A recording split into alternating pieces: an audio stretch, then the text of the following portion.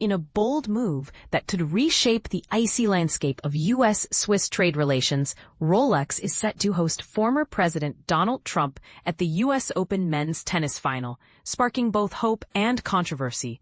But here's where it gets intriguing.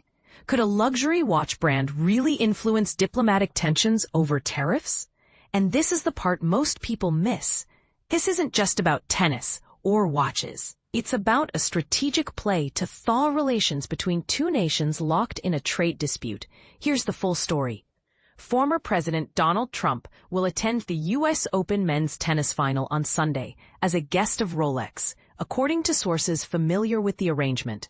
While the visit hasn't been officially announced, it's seen as a diplomatic victory for the Swiss watchmaking giant. Rolex, a powerhouse in the industry, is leveraging its role as the largest timekeeping sponsor of professional tennis, supporting both men's and women's tours, as well as all 4 Grand Slam tournaments, to bring Trump into its suite at Arthur Ashe Stadium.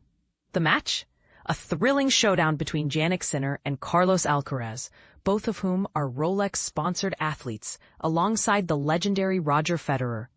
But here's the controversial angle. Is this a genuine effort at diplomacy, or a calculated TR move by Rolex to protect its interests? The Trump administration imposed a staggering 39% tariff on Swiss goods imported to the U.S. last August, compared to just 15% for other watchmaking nations, like Japan and the EU. This has left Swiss brands, including Rolex, Omega, and Patek Philippe, in a tight spot, forcing many to raise U.S. prices by up to 10%. With the U.S. being the largest export market for Swiss watches, the stakes couldn't be higher.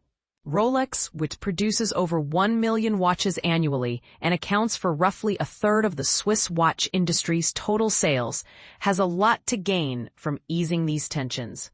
The brand, owned by a Geneva-based trust foundation named after founder Hans Wilsdorf, is not just a market leader, but a pillar of Swiss watchmaking, employing over 65,000 people in the Alpine nation.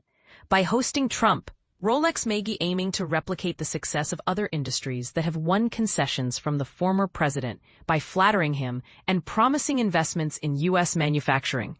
But here's the question. Can a tennis match and a luxury brand's hospitality really soften Trump's stance on tariffs?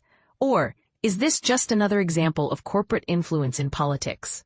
Critics argue that such gestures could set a precedent for other industries to use high-profile events as bargaining chips.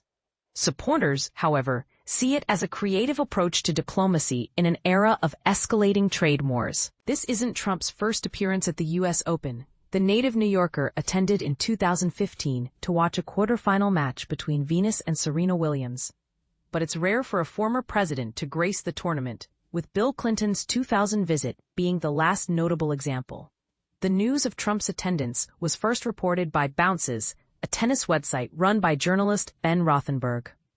As the world watches Sinner and Alcaraz battle it out on the court, another match is unfolding behind the scenes, one that could determine the future of Swiss watchmaking. Will Rolex's gamble pay off, or will tariff remain a stubborn barrier? And what does this mean for the broader trade relationship between the U.S. and Switzerland? What's your take? Is this a smart diplomatic move, or a questionable blend of sports and politics? Let us know in the comments. This is one debate you won't want to miss.